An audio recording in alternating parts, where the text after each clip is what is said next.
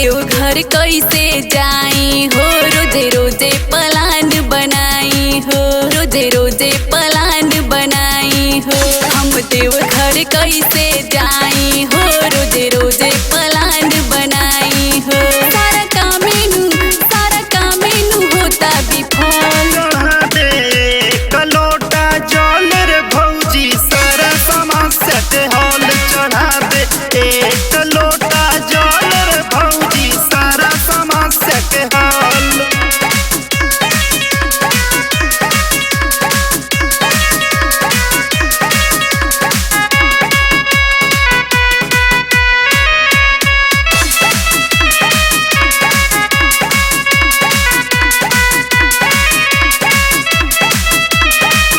नाही बाड़े पैसा रुपया, नाही बाड़े धने देवरू, नाही बाड़े धन।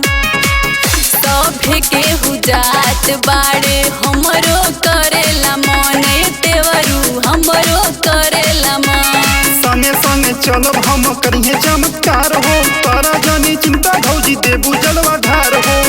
जवन बाड़े कमी दी है भर। चढ़ा दे एक लोटा जल रे भौजी, सारा समस्या के हल चढ़ा दे।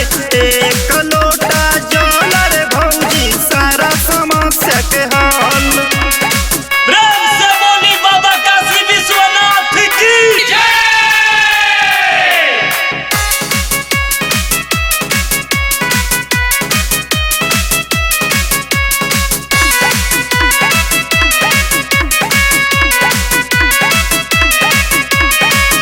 बड़े विश्वास हम लौटब ना खाली हो, सुना लौटब ना खाली। करी है ना देर झोली भरी है